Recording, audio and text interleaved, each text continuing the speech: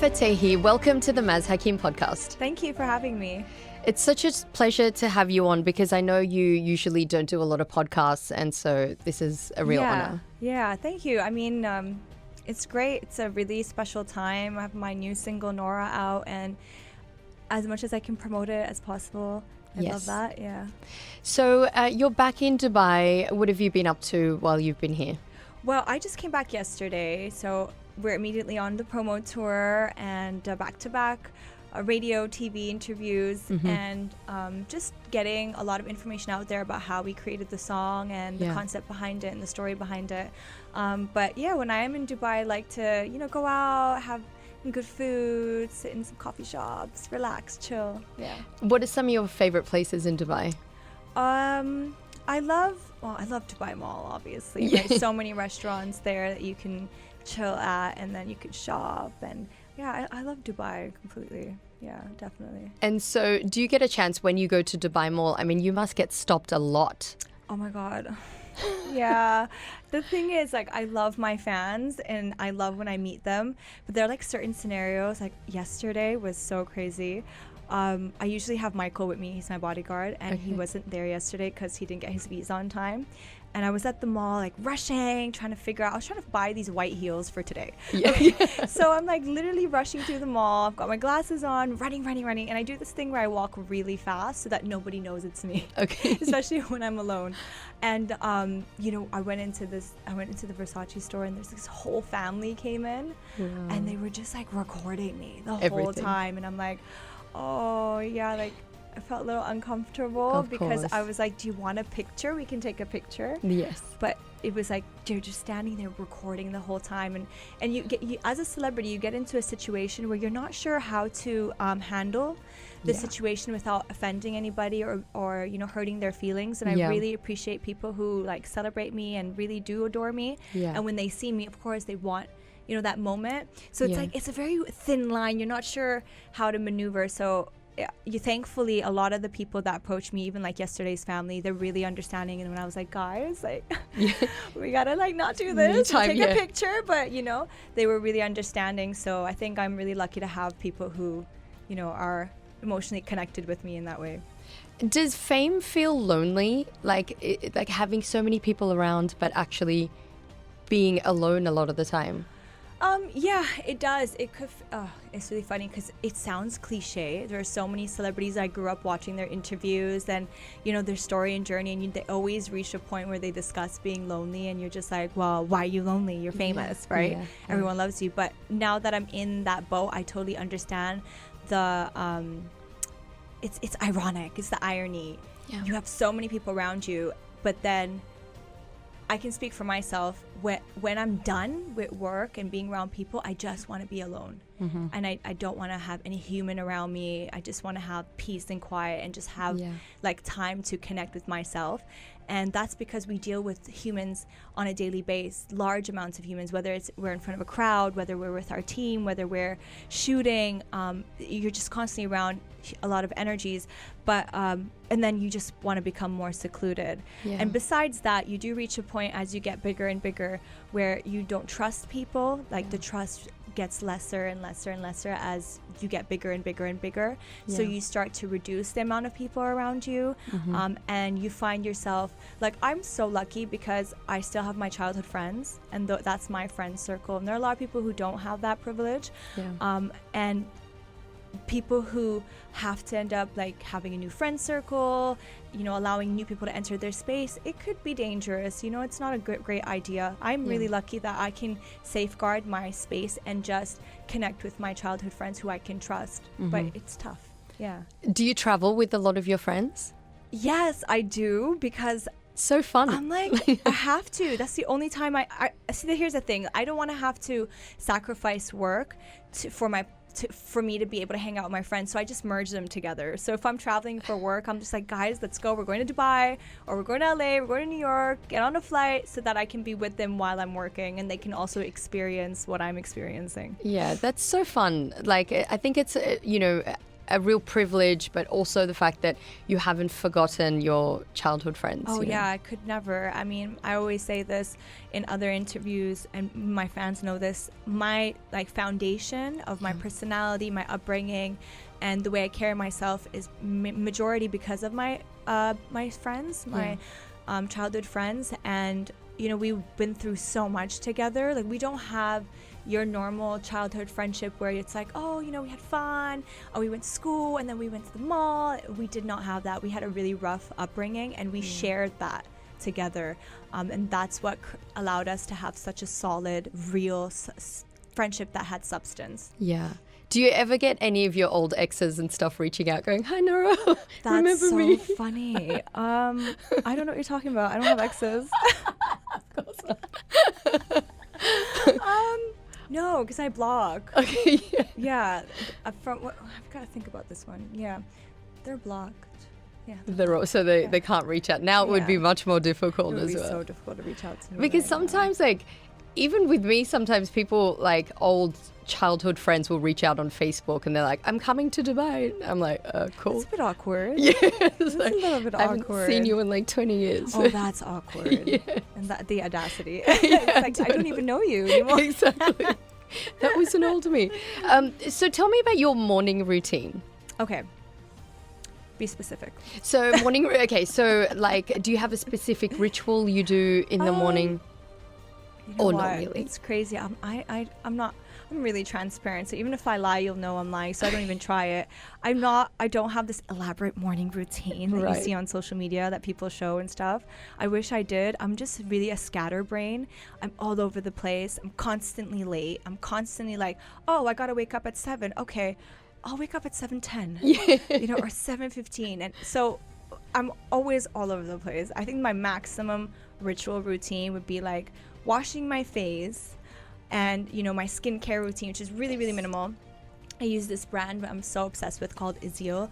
Oh my god. So I use that, boom boom, get out, do my hair, my makeup, and that's it. That is a really hectic headless chicken routine. Right. That's my life, unfortunately. Okay. Yeah. But when I see these girls on social media and they're like, got a towel on their head, they're sipping on green tea and they're doing their smoothie. No, I'm not like that. I wish I was. Yeah. And Izil, that's a Moroccan brand, right? Yeah, you must be knowing Izil. Oh my god, listen. They saved my skin. Really? They did, yeah, because I went through a period of time when my skin was disgusting. Horrific. I still have before pictures on my phone. Yeah, and I ended up being their brand ambassador when they initially opened up their hammam spa and everything in Dubai Mall, and that's how I got introduced to the product. And I'm like, it was, the whole concept is so interesting. It's based on Moroccan skin rituals from our ancestors, and it's from the Berber time, Amazigh tribe that used these ingredients that I have never even heard of. And so I started using that, and I saw a huge 180 on my skin. Wow. And I swear to you, since then, it's been 3 years almost. Yeah.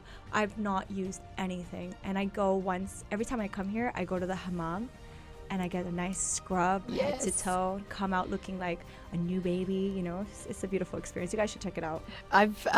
Doing Moroccan baths is one of my favorite things. I think it's the best in the world. I don't know how there are people in the world who don't do it. Yeah. I just the way you get exfoliated and the dead skin is completely off, and you have this fresh layer of skin and no what do you call those ingrowns and no pigmentations and dark spots. Everything just looks so amazing. Yeah. And Moroccan women know how to be very feminine. Yeah. I think that's definitely a part of being very feminine, and for sure, taking care of yourself, presenting yourself. And we really celebrate skin, and with all shades, all colors. We just love clean, nice skin. And I think a lot of that has to do with the black soap that we use when we do the Moroccan bath. Yes. And a lot of the ingredients we use in our moisturization and exfoliators and cream, all that stuff. Oh, just go to Izio. Yeah. She's not paying me for this, by the way, because I'm not her brand endorser anymore. That was 2 years ago. But when it's so hard to find products and brands that you believe in. Yeah. Like I went through all of them and nothing worked, and you spend so much money. Yeah. And that's hard earned money. I can only imagine. And you're just like throwing things away after spending hundreds of dollars, and your skin is like just getting worse. So when I literally found her, I'm like, I'm gonna tell the whole world about you, you know. And it's nice to go back to basics sometimes with Definitely beauty secrets. Definitely. You know, and I feel like even with India, like they do pride themselves with, you know, the basic stuff like turmeric and coconut oil, Ayurvedic sort you of. know, Ayurvedic stuff, and they do work. They really do. And so, Nora, you created this whole genre for yourself in Bollywood, which is honestly amazing. And I think a lot of sort of foreign women like me can relate all around the world. So I'm originally from Afghanistan. Oh, no way. Wow. Okay. Yeah. I thought you were Indian. No, yeah, Okay. originally from Afghanistan, but I speak Hindi. I understand, you know, everything about Bollywood. I grew up watching Bollywood movies, much like you. And so you created this incredible genre in Bollywood for women like me who grew up watching Bollywood. What does that feel like? Oh my God, you are the first person to actually put it like that. I don't think anyone's ever just packaged it like that, because that is essentially what I tell a lot of people. Like when they ask me, oh, like, why are you so adamant to bring in the Afro culture into the industry, the Arabic culture into the industry, the belly dance culture into the industry, and diversify the industry via dance and music and aesthetics? And my answer to all of them is that because you don't understand what what impact Bollywood has had globally in different continents, where they grew up watching it and fantasize, you know, about everything regarding Bollywood and the actors, and fell in love and celebrated it. And a lot of people who are not Indians because of Bollywood must have learned Hindi, wear saris to their weddings. You know, they really embodied the Indian culture via Bollywood. Some of them, for example, me, a lot of Moroccans, a lot of my Nigerian, Kenyan, Somalian friends.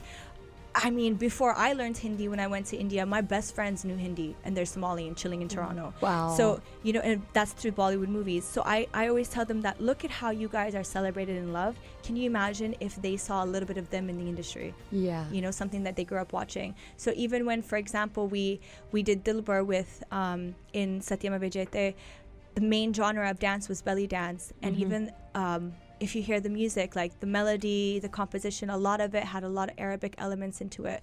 And Bollywood is highly celebrated in the Arab world. Yeah. So imagine, you know, girls and people in the Arab world seeing that, and they're like, oh my God, there's representation. Oh my God, we're celebrated in something that we followed for a very long time. Yeah. And same thing with, for example, Dance Meri Rani. When we did Dance Meri Rani, we went into a more Afro space with Afro dance and Afro beats with the music, and even the aesthetics was really like celebrating African culture.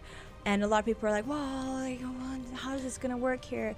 And I'm just like, trust me, it will. And you're gonna have a whole nation of people who follow and love Bollywood who's gonna see this and be like, oh my God, there's a bit of us in that. And 100. It's diversifying the industry and bringing people together via music and dance, and it literally transcends borders. That's the only way. Like I don't take my work like, oh, okay, it's time for me to shoot a song, or it's time for me to shoot a movie, all right, I'm coming to shoot, and then give me my money and I leave. I always think about, how are we going to make an impact? How am I going to be able to reach out to my diverse fan base? Because I'm diverse myself. Not only am I from Toronto, born and brought up, you know, there, but I'm also Moroccan, and I'm very in touch with my North African roots, my North African culture. I also lived in the Middle East for a few years. I learned Arabic there. I'm so in touch with the Arabic culture too. Now I'm in India. India is a part of my identity. I learned Hindi, and I have a huge South Asian audience that love me, and I love them back. So this is just so diverse in terms of my identity. So how do you bring all these worlds together is what I wanted to do through my work, and everything possible, whether it's the songs, the music videos, the movies, my international career where I'm doing my own music, my English and Arabic music. it's all about representation, really, and celebrating all these people together. Yeah. You know, when you go into a cinema hall in Dubai, I know it would be very difficult for you to do that because you would get recognized, but when you go into a cinema hall in Dubai, it's not just Indians in the cinema. Yeah. You know, there's Emiratis, like you mentioned. Yes. It's like a fusion of so many different people.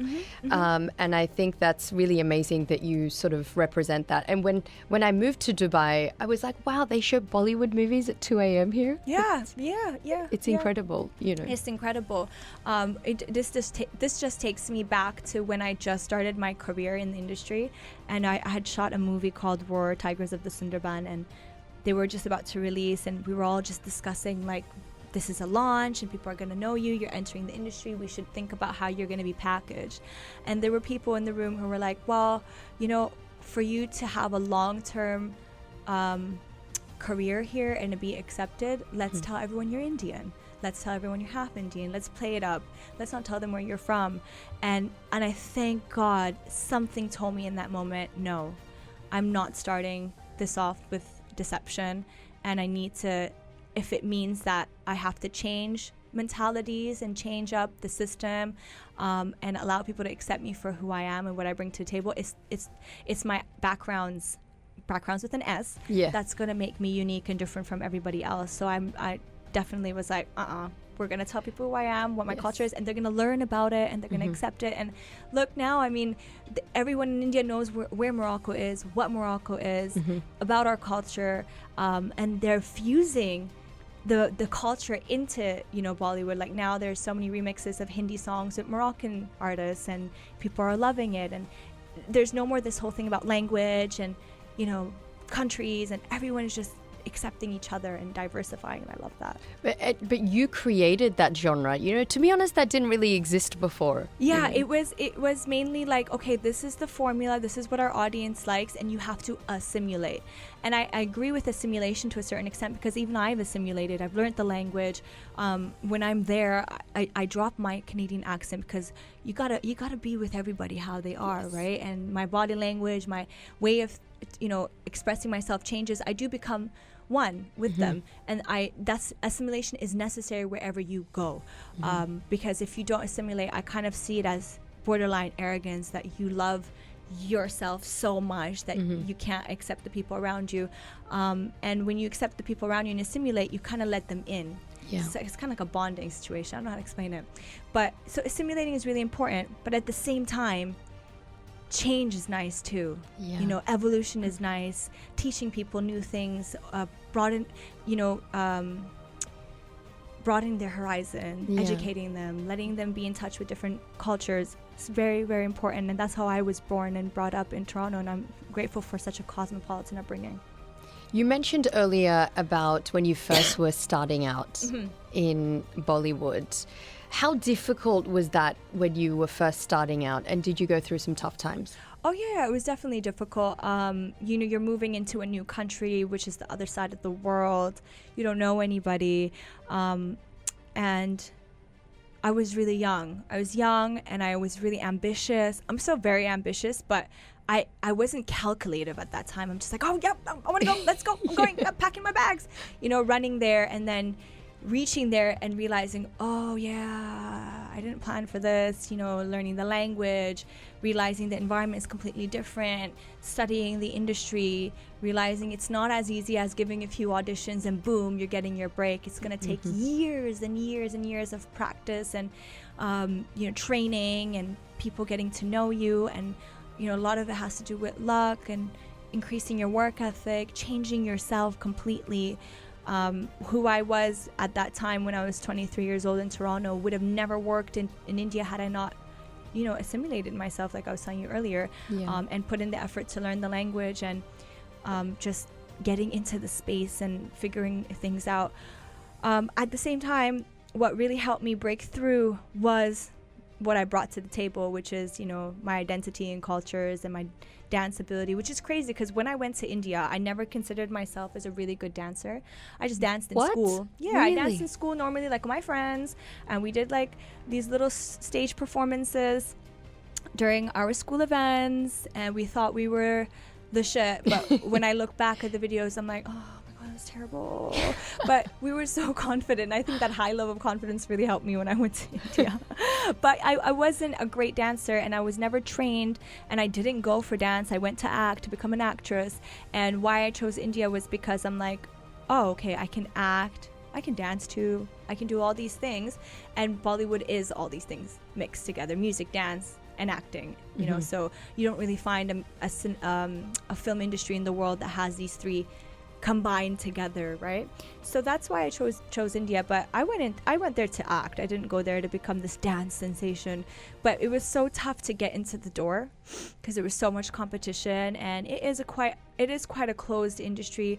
I mean, you don't really get a lot of outsiders breaking through, very hardly, unless, for example, you know, you're really connected and you're really lucky. It really depends. I had a hard time. So there was a point where I was like, okay, I'm just going to do anything that comes my way. You know, reality shows, TV, songs and movies, music videos, ads, anything until something clicks. So I just changed the whole formula. Even though everybody was telling me, no, look, here things work differently. If you really want to be taken seriously and be like this mainstream heroine, you have to only do lead roles and sit at home and wait for that to come. Wow. Could take 2 years, could take 5 years, could take 15 years. We don't know. I'm like, nobody got time for that. You know, I'm not sitting and waiting. Like, people, I need to, you know, fast. But it didn't happen fast. Obviously, it took some time. I'm hitting about 10 years in the industry. Wow. But I think what helped was the fact that I did not keep my eggs in one basket, and I just did everything until that one thing clicked, and then it just went. It was like a momentum. Yeah, definitely. Did your family think you were crazy when you said, I'm going to India? Yeah, they did. You know, it's so funny because I went to India, and then I told my mom that I'm in India. Here. Yeah, so that didn't end really well. But if my friends thought I was crazy. Right. My friends thought I was crazy, but they also was very supportive. They were really supportive. So when I told them, like, guys, so I'm gonna go to India, a lot of them were like, are you crazy? It's a third world country. Why would you do something insane like that? And then they came around, they're like, all right, okay, so you're going to Bollywood. Tell Shah Rukh Khan hi. Yes. So it was a lot of that energy. They were very supportive. But yeah, my mom did definitely freak out. Yeah, I can imagine. Yeah. Tell me about the power of music in your life. Well, I mean, look, my breakthrough happened through music as a performer. I mean, I wasn't acting in the film where I performed Dilbar. I was just there for 5 minutes. I was performing, and that's it. And that's what really like put me into stardom. Before that, I did so many things. I did so many reality shows. I did Big Brother, Big Boss. I did Dancing with the Stars, Jhalak, Dikhla Ja. I did a lot of music videos. I did a lot of South songs. I was in Bahubali also. I did so many things. But it was Dilbar that changed everything for me. And that was because of the music and the dance and the presentation of it all. Everything came in together. And then after that, I was synonymous with music and dance. And music and dance is what connected me to the people and what allowed them to fall in love with me. And it allowed many doors to open for me to be able to achieve the things I wanted to achieve. For example, finally, because of that, I got my chance in movies. I started acting and started doing lead roles, which is what I've been waiting for since 2014. And that was because of music and dance. It allowed people to take a chance and believe in me and see what kind of talents I bring to the table. And because of that, also, I was able to open up a new career for myself outside of India, my singing career internationally. And that is because of these moments. And these are things I always imagined when I was sitting in the room in India the first year I was there. And I'm like, okay, Nora, like, where do you see yourself in 5 to 10 years? What do you want for yourself? Who do you want to be remembered as? And I always would write like, oh, you're going to be a brand. And within that, you're going to be known for acting, you're going to be known for dancing, you're going to be known for killing it on stage, you're going to be known for doing music, and you're going to go global. So it's all going to be connected together. And that's what I'm working and striving towards. You mentioned you wrote that down. Do you have like a vision board or a goal book? No. I'm a scatterhead, so I wrote it really fast. I probably threw it in the garbage or something. Lost it the next day, you know. Yes. So, but yeah, I do know people who are so nice like that. They'll have a vision board and they'll like cut things out of magazines and put them together, and I really envy them. Yeah, I'm not. So you're not like that. That wasn't like. Yeah, I lose earrings and stuff. So that's like the kind of person I am. I hope there are people out there who can connect with me. 100%. I'm totally like that. And my mom, like, she cusses me out all the time. She'd be like, "Look at you. You're so unorganized. You're always losing shit. You lose your head if it wasn't on, you know, screwed onto your body." No one's gonna marry you because you're so. Yeah, now she knows. That used to be what she used to say to me, like, "Nobody's gonna marry you. Look at you. Like, you don't know how to clean a sink, you know." But now she's like, "You don't want to marry nobody." Yeah. The tables have shifted. Do you have a Pinterest of your wedding, or no? No, Pinterest. Pinterest. Do you my use wedding? I have like a wedding pictures. Oh my god, no! I only pull out references for my next music video. Okay. That's what if you see my phone, you'll just see screenshots of like hair and makeup references, clothing references. What are we gonna do next for the next music video? How are we gonna change that? That's all I'm thinking about. But apparently everyone thinks I'm getting married soon. I don't know who this invisible person is I'm getting married to. Maybe we can manifest it for you. I mean, I'm okay. I mean, I do believe in marriage, and I think it would be really nice. But like, I recently did a podcast where I was talking about my take on marriage and kids, and I'm fully a big believer in that, and I advocate for that a lot because I feel like in our generation, and I was talking about the Western society, not the South Asian and the Middle East society. I think we're still really good with our values and traditions, but the Western society, it's not really encouraged anymore, you know, to get married and have kids. It's like, oh, it's not that cool anymore, and a lot of celebrities don't advocate for that anymore, and I think when you see so many divorces, you're just like turned off by it. So I do believe in, you know, for us to try and get married and have kids, and, you know, put our energies toward family life. And it's not for everybody, but if you can, it's great. For me, I'm definitely into it, but lately I've been hearing like a lot of like personal stories of people around me who like are going through divorces and things are not working out for them, so it does really scare you. So yeah, just hoping for the best. If it does happen, I hope it happens with someone who's like really God-fearing and a nice person. A nice person. Just a nice person, yeah. What does that ideal man, what kind of characteristics would he have? Oh, like the first point is God-fearing. Like, that's so important. I'm not looking for someone who's, you know, conservative and strict, but he should just be that human who goes, okay, there's someone above that's watching, you know, be a nice human, have good morals and ethics and values, especially family values. If someone who's not judgmental, very understanding, that's what I'm looking for. And I'm sure there are a lot of people out there who are like that, and then there are people who definitely aren't, and that's not what I'm looking for. But definitely someone who just good upbringing. Does he have to be from Bollywood, or can it be outside of, like, do men in the UAE have a chance? No, definitely not for someone from Bollywood. Okay. No, I cannot. No. I know too much about all the boys there. It's not something that I would be okay with. They're lovely to work with, and they're great friends, but it's tough to be with an actor. I mean, I'm an actor myself. I know how we are, you know, it's very tough. And I think you might hear a lot of actors saying that, you know, they tend to go with somebody from a different field. But for me, I'm okay with any background, really, because I'm so multicultural. Like, I could be with anybody from any country, and, you know, but definitely an actor is tough to be with. But who knows? I don't know what God has destined for me. So yeah. You believe in destiny? Oh yeah, for sure. Sometimes you're like, no, I don't want this thing, and that's exactly the thing that happens. Like, I've seen people who are like, I would never date this kind of person, and then that's the kind of person they marry. You know, so sometimes I'm like, I don't watch what I'm saying. You never say never. You never say never. Yeah. When I was younger, I never had like nice on my list. Okay. Like, I never wrote nice guy. I never wrote nice. Neither did I. I always wrote tall. Yes. And handsome, and he should have like like facial hair, very stupid stuff. Yeah. You know, and then I met really bad people, like horrible people. And I'm like, yeah, first thing is God-fearing, because they did not fear God when they did the stuff that they did.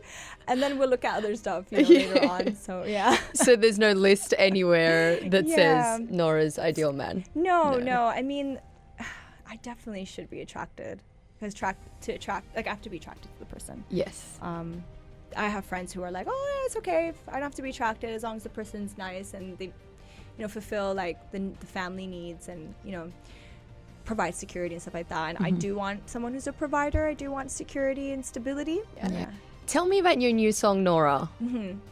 What do you want to know? We are obsessed with it. So your partnership with Warner, I mean, I love that there's so many different fusions in the song. You know, there's an Arab fusion, there's an Indian fusion. How did the song come about? Yeah, you know, and I'm so glad that you brought it up. I really love to educate people about new things and what I'm doing. And what's beautiful about Nora is that it's Moroccan, North African, Berber, Amazigh roots in terms of the musicality and the elements that we use. So not Arab, but definitely Amazigh, which is a huge difference historically and, you know, where we're from and our background and stuff like that. And I brought that for the first time in my music and in my art. I've never done that before, you know, through, for example, the outfits, the hair, the makeup, even like the tattooing on the face, all have a meaning behind our Berber culture.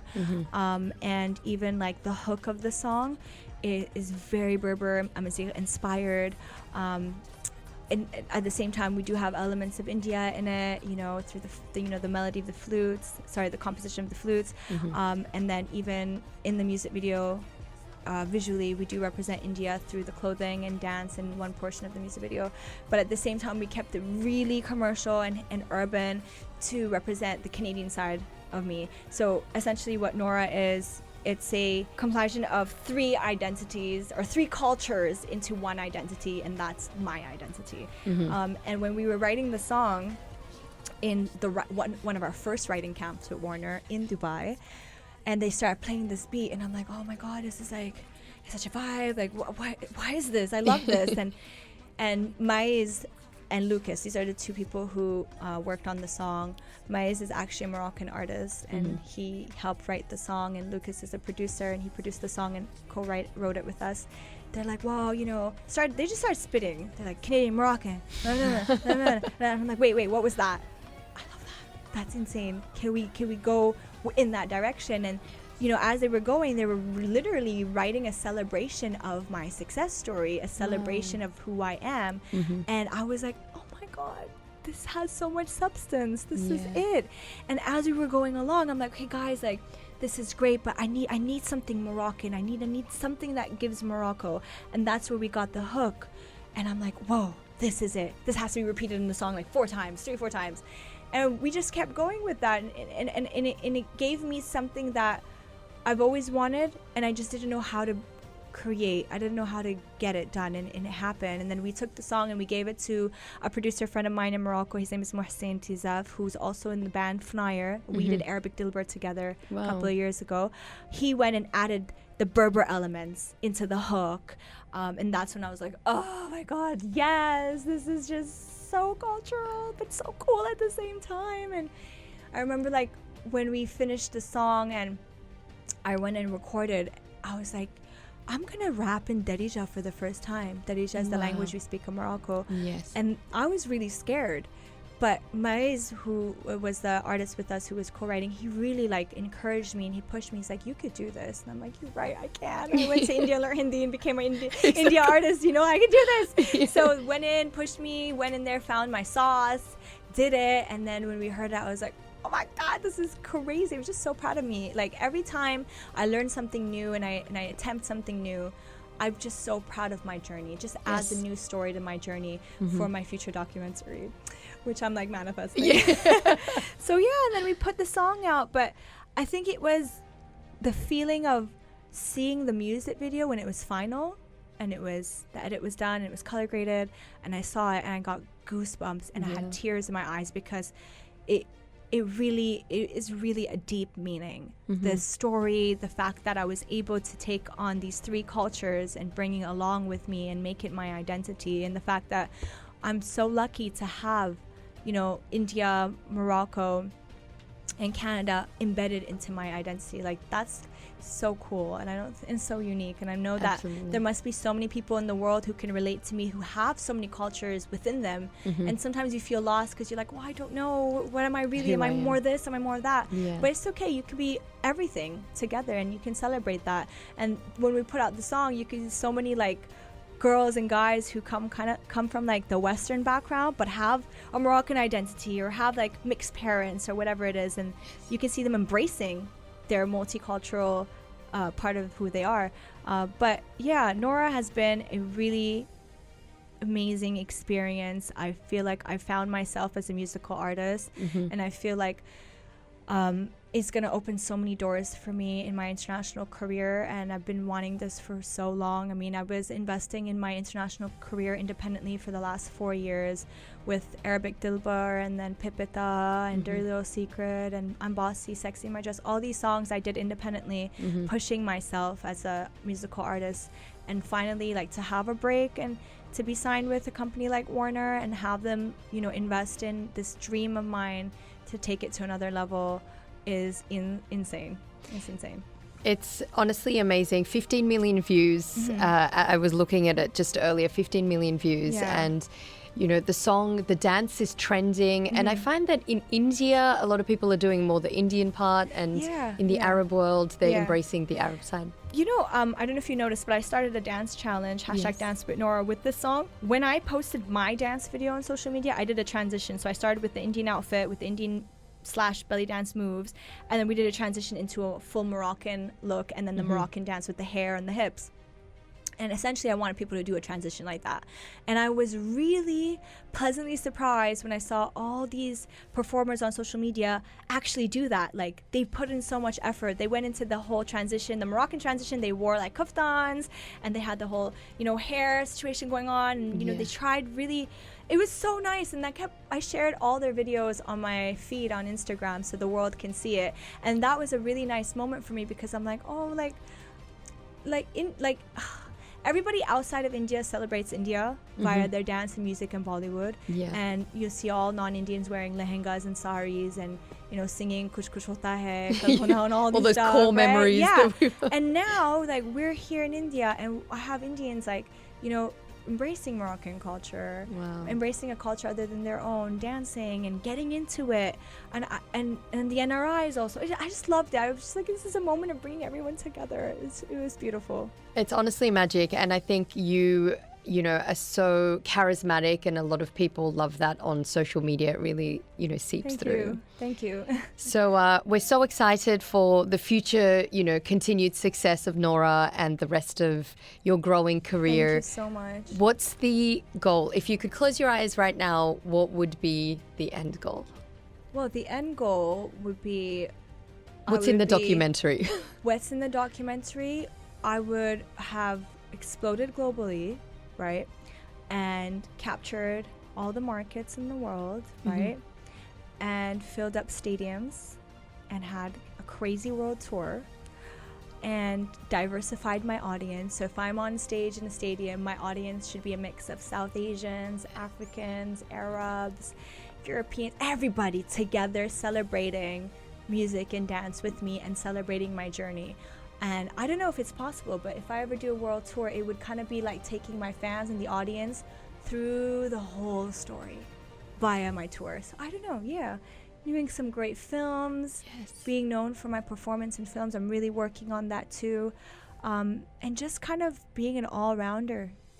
I can see that. I feel like you're there. You kind of almost say that you're not there, but I feel like you're there. Yeah, like you're there. I mean... Still so much, trust me. There's so much to do. Girl, you're a hustler. There's so much to do, and then while I'm doing that, I have my little babies running after me like, let's go. So Well, honestly, I can totally see that happening. And lead roles, when is that happening in Bollywood? So thankfully, it happened already. You know, we had Crack released this year, Madgaon Express released this year with Excel, which was a massive, huge success, and that really catapulted me as an actor and brought a lot of great offers my way this year. Have another film in September coming out with Abhishek Bachchan called Be Happy, and it's such a cute, sweet family film. So excited about that.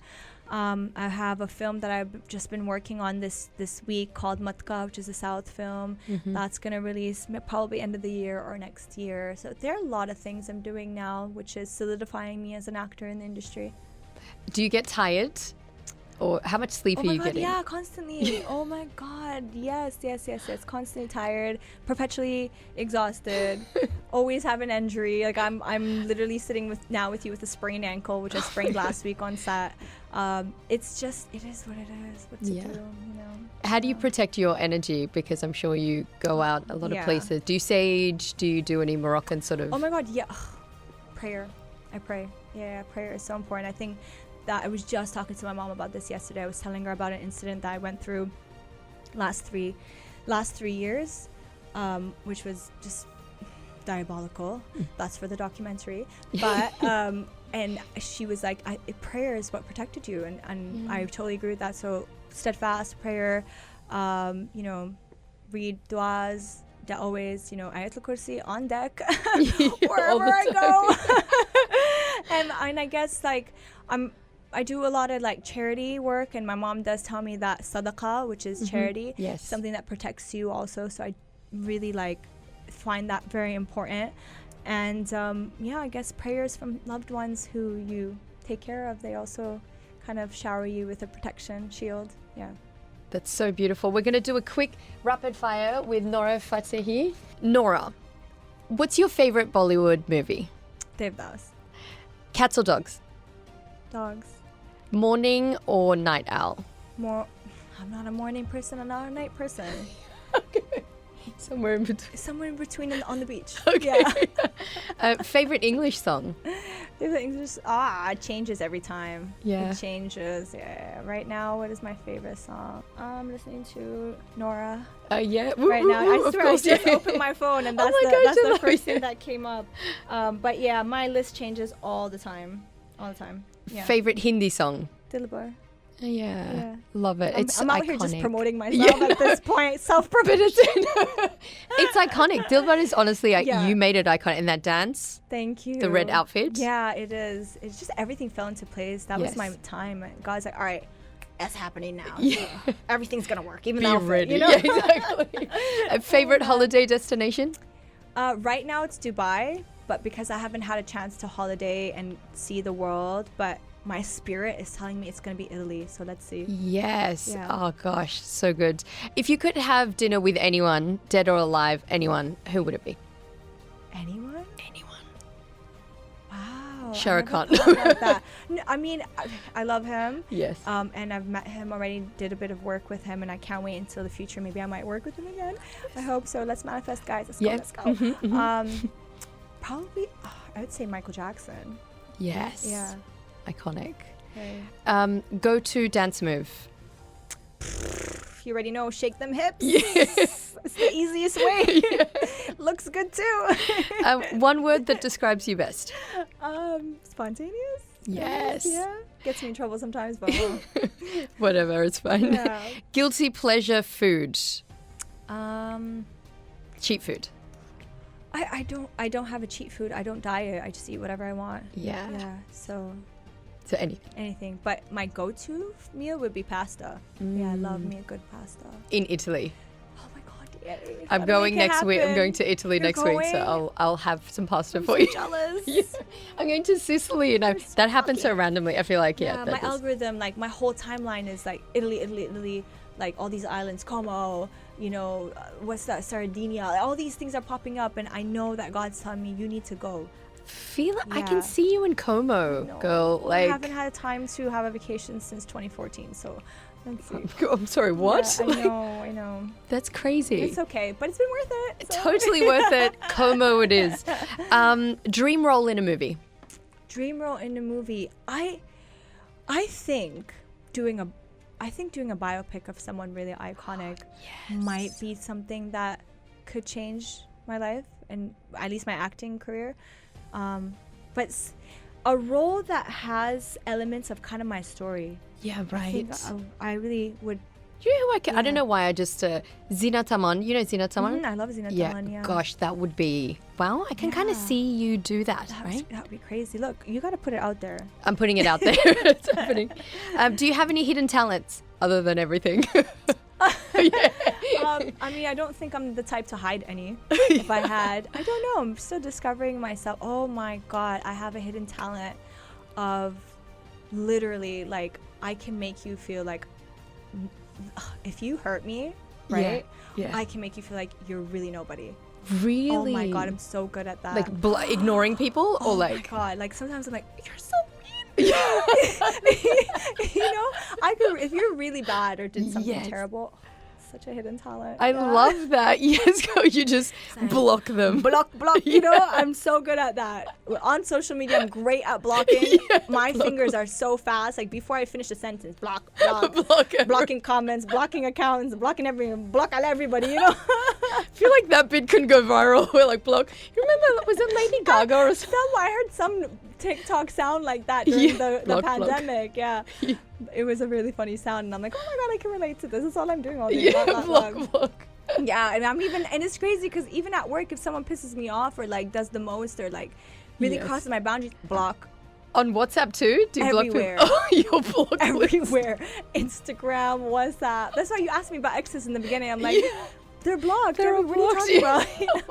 Emails, you blocked everything. I don't check emails. Oh my God. My team hates me because they're like, did you check your email? We sent you something 5 days ago. You have a call today. And I'm like, you're email. Like, not since 2014. Yeah. Completely. Favorite superhero? I don't have a favorite superhero. Yes. No. You don't. Yeah. We're not into Marvel. So. I mean, I watch it, but I'm not like, wow. Oh, right. Tell me favorite choreographer. Oh, yeah. Tell me about your favorite singer. Yes. Favorite dancer. I would say currently my favorite choreographer is this choreographer named Paris. Okay. And she choreographed the Super Bowl for J-Lo and Shakira and the Super Bowl for Rihanna. Wow. And I just follow her work, really love her work, and I hope one day I could work with her for one of my international projects, so putting it out there. I can see halftime Super Bowl. Yes. Right. I didn't want to say anything, but that's it's out there now. It's in my mind. Yeah. Hundreds. That's in my mind one day. In the documentary. I mean, I did the World Cup. I did FIFA, yes! right? Of course. So that's bigger than the Super Bowl. Exactly. Okay, so, but the Super Bowl does come with its, its little perks. Something. It's different, yeah. And I would love one day to have an opportunity like that. But that's what I'm working towards. I'm working towards being able to be present in these, life-changing, monumental moments in life and platforms and stadiums and events, global events like the FIFA World Cup, which 5 years back, me and my Moroccan manager, talked about it and said, that's where I want to see you in a few years. So we do have massive goals, which initially feel like they're so far away and a bit like very overambitious, but we always actually make them happen. So we might make that happen soon. Right? Halftime Super Bowl, I can see. Although they don't pay you, that's the only thing. Do you know what? Half of the shit I've done in my career has been free. Okay. So let's not even go there. I'm okay at this point. As long as it makes an impact, I'll do it. Yeah. And coffee or tea? None. I'm not any of them. Yeah, it's so funny because I'm constantly tired, so I'm always like, oh, maybe I'll try some coffee to wake me up, but it doesn't work. It just doesn't work. It doesn't. You don't have coffee? It doesn't work. It tastes disgusting and it doesn't work. So I'm like, why am I gonna, torture myself? But I like Moroccan tea. I love a good Moroccan tea. Yeah. So does my team. Yeah, I introduced them to Moroccan tea and they love it. But I like a good, like an iced cappuccino. Like that's my vibe. Yeah. Aesthetic. You're holding an iced cappuccino. I can see that. Yeah. Definitely. Scattered. Dropping things. Nora, it's been such an absolute pleasure. Thank you so much for your time. Thank you for having me. And we are obsessed with Nora, and it's on repeat. Thank you. All your songs are. Thank you so much.